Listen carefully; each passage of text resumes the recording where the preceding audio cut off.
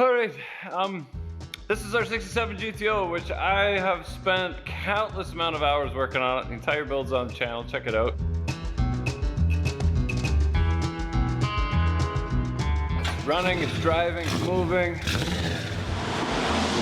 There's nothing to stop us from turning the key and driving down the road, other than me tearing it all apart again and making it even better. Because is a project car really ever done? No. Let's get into it. Here we go.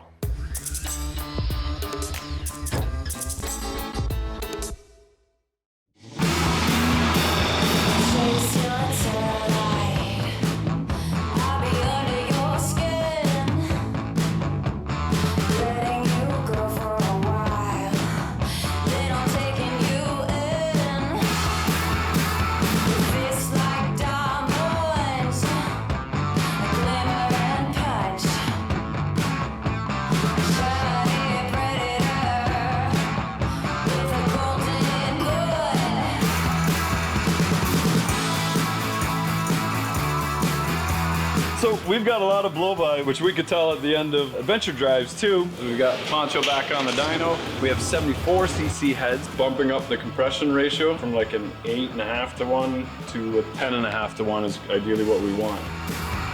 Okay, so if you followed along with the GTO, we built this stellar car. We put about 5,000 kilometers on it last year. I managed to smash the hood up already. Straps let go on the back and the car rolled forward. And we got it back from the body shop. So let's see. I already got my dirty fingerprints on it. What we realized during the last summer is that it's uncomfortable, it's hot, it needs overdrive. So we figured the best thing to do is to tear the whole car apart again. Here we go. I told Scott not to worry too much about the heads, focus on the block, because these are very undesirable heads. They're 114 cc chamber, meaning that the space that is domed inside is 114 cubic centimeters, and the new cylinder heads are 72. So that'll raise my compression from like 2 to 1 up to 10 to 1, 10.5 to 1, which is what we're aiming for. So we got some head gaskets from Summit. We are going to pull this engine and take it to the dyno, see what kind of numbers we're making, and then that'll give us a chance to pull that wheel well and then get the AC and the wiring and stuff kind of nice and neat, and then we'll put the engine back in it again. What we also realized is that, yeah, we need overdrive. So check out this right here. TCI 4-speed electronic overdrive transmission. And what's sweet about that is it actually pairs with your phone. You can lock your car out, so it's anti-theft. Super, super cool. So we're gonna do all that. They're all kind of mixed into each other. But anyway, let's get this thing on the hoist. Here we go.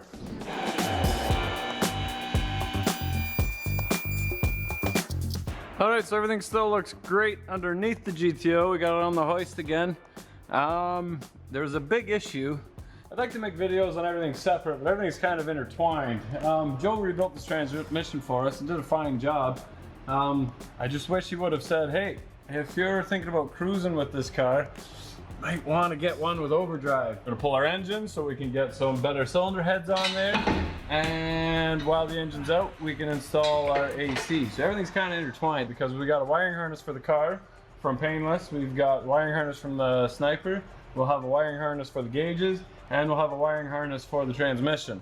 And I want to tie all those into each other nice and neat in one loom, everything nice and done 100% right. So we're gonna yank this transmission. We're gonna pull the headers off to do that. Because the headers squeeze around the bell housing and you can't get it out. So we'll drop the drive shaft, transmission mount.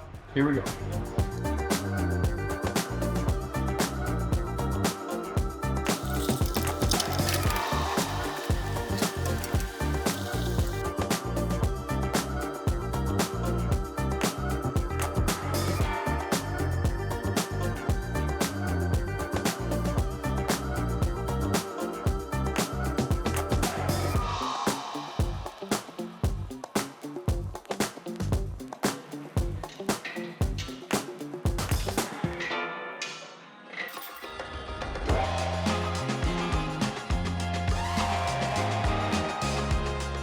All right, we're back at DSC, ruining Dale's day because we've got Pontiac back on the dyno. We're gonna run it as is with the cast heads and then swap on some Edelbrock out of the box heads and see what kind of power we can make. It's gonna be a good day. We got our Timmies, we got dyno, we got fuel. Here we go.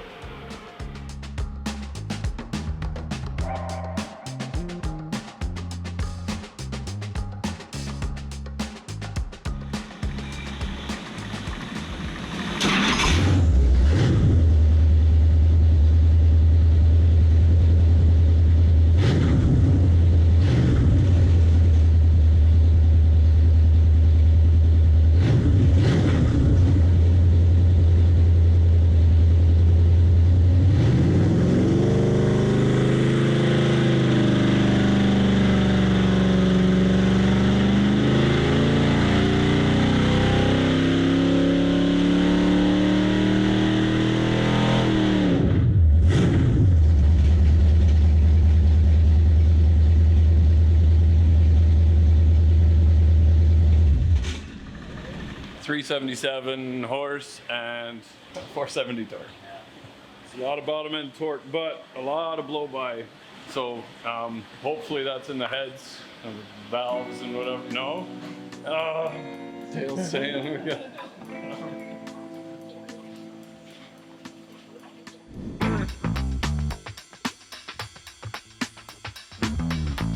Basically, we're pulling off the intake, not the distributor, which Dale's super happy about. It's like, wow, it's so easy to do. You don't even have to pull the distributor. So popping the intake off, we'll pop the heads off, take a good look at the cylinders, and then back together she goes.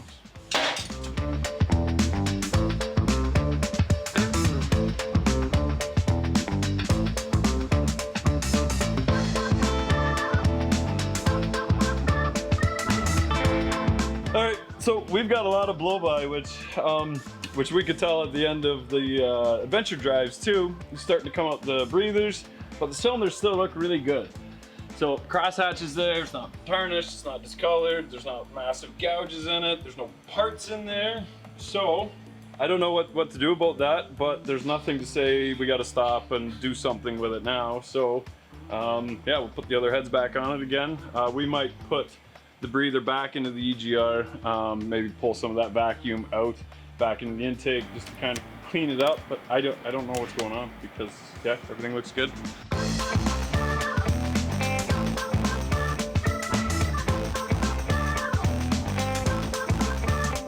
All right, so before you go bolting on your cylinder heads, you need to figure out your exact compression ratio. So you need to figure out your bore, you need to figure out your stroke, you need to figure out what the volume is in your valve reliefs, you need to figure out the volume of space in your head gasket, and then add that with your cc's of your head, put it into a compression calculator, which you can find online, and make sure that your compression ratio isn't any more than 10.5 to 1. Any more, it'll start detonating, meaning that it gets so much heat when you're compressing that much air that it'll start to light on its own and start to melt pistons and things like that. We don't want that. We want a nice driver to be able to run on 94 octane pump gas. So we've got 20 thou underneath the deck. We've got 4.185 bore because we bored it over. We have a 66 thou head gasket.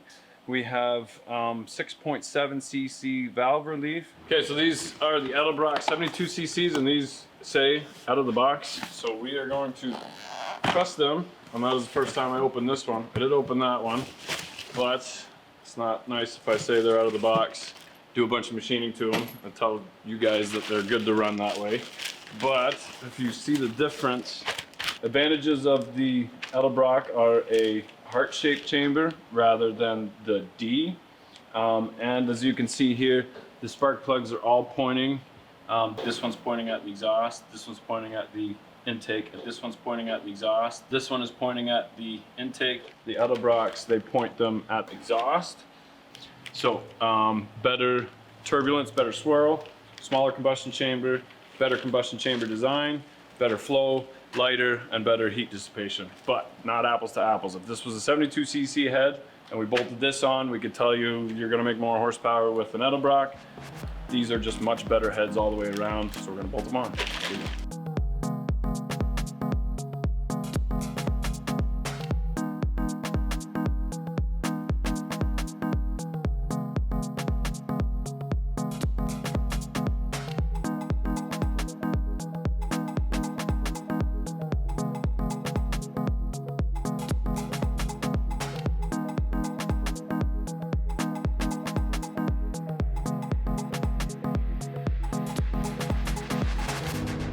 All right, new day, we've got our heads on, we've got our intake on, ready to make some pulls. We didn't have to change the timing at all, but we did up the compression a little bit. So hopefully it all goes well. There's only one way to find out. Let's fire it up. Here we go.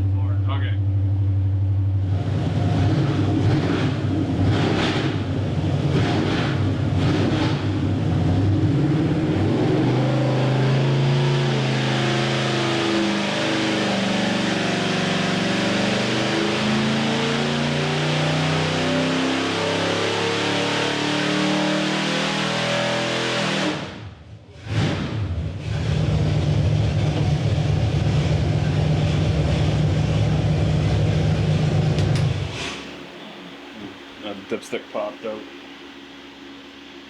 Needed low by. I still really like torque. And now we got, oh, that's a nice line though. That's much better than. Yeah, it's not falling off. It's No. flow better. Oh god, I agree.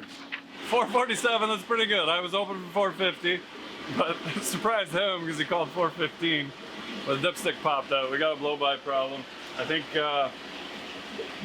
zip tie that thing shut and then try again. I'll just plug it.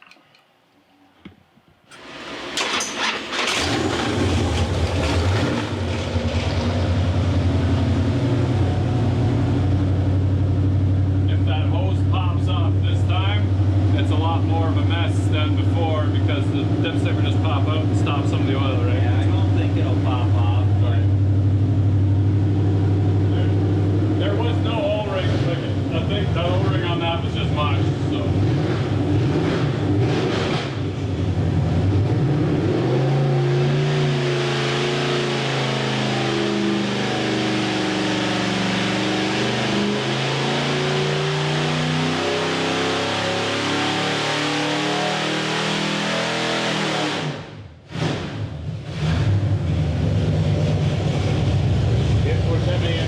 What's that? 450. 450? Okay. That's a pretty good back-to-back test. Consistent, yeah. What, it's blowing oil at the back pretty good too, smoking on the header, so. Yeah, okay. At least it's held. It's actually pretty good horsepower. All right, so happy with that. We gained 70 horse with the heads. Again, not a fair comparison because we upped the compression quite a bit. And then an extra 45 torque at the top end. So 450 and then 515 torque. So it should be a lot of fun.